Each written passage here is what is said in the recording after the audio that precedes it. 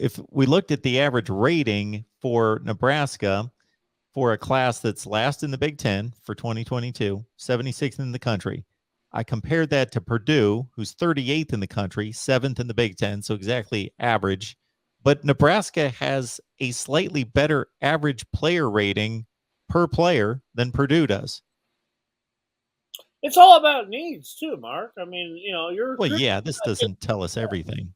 you don't recruit guys. I mean, that's what the whole thing. I mean, yeah, I work in the business where we rank guys. We give them the star rankings, but recruiting is not all about your star ranking. It's all about guys that can play football. The diamonds in the rough are the guys that make recruiting classes. Things that don't come up on paper where, hey, yeah, we had whatever ranked recruiting class. There's some of those guys there that nobody ever heard of, nobody gave a chance to, that all of a sudden end up being your star and they end up in the NFL. It's a weird thing, and every year it's a little bit different, and depending on your class and your needs.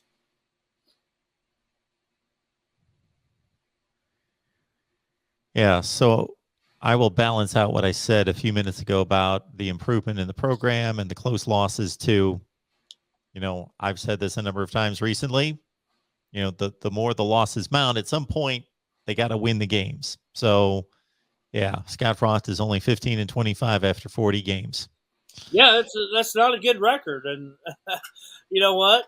That gets you fired at a lot of places. At most places, that probably gets you fired at the end of this year.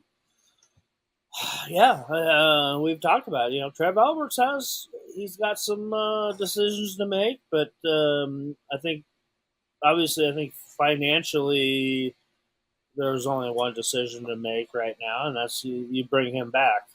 So, but I don't know. I mean, I'm not the one being paid all those millions of dollars to make those decisions. Kyle McGrew's got an interesting question because there was all excitement about Tyreek Johnson being signed from Ohio State as a former five-star. Yeah. I was wondering that myself, Kyle. I was cutting through some video, and from last week's game, and I noticed Tyreek there, right there. I shot some pregame video of him, and I was wondering. I'm like, what happened? Why has Tyreek not gotten a chance?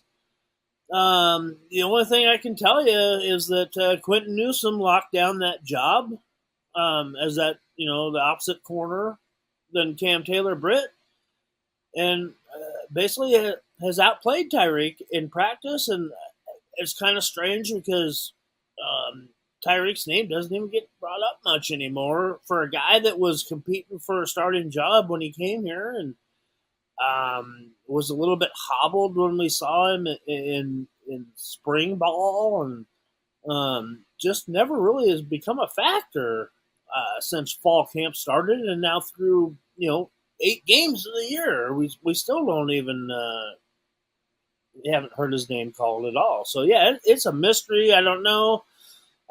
Maybe there's something to it that why didn't he play much at Ohio State?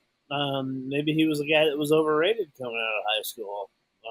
Just throwing that out there. I'm not put that on any of the analysts that rate these guys, which I used to be at one point in my career. I was one of those guys that was rating them for Rivals.com. So he looks like a dude. That's all I can tell you.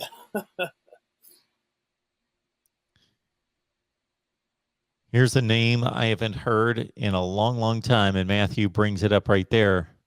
Marlon Lucky was one of the highest recruits in Nebraska history. North Hollywood High School, baby. Go back and look at my video of that dude. I got a great soundtrack to him. Marlon Lucky. Oh, man. Yeah, he's still around here. He does a lot of charity work and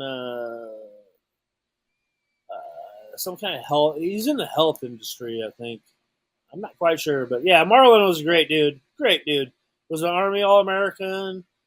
But yeah, he was a very successful back here. But he was at the time he was the highest ranked running back Nebraska had ever recruited, and Kind of fell short for expectations when he was here, but still had a very productive career.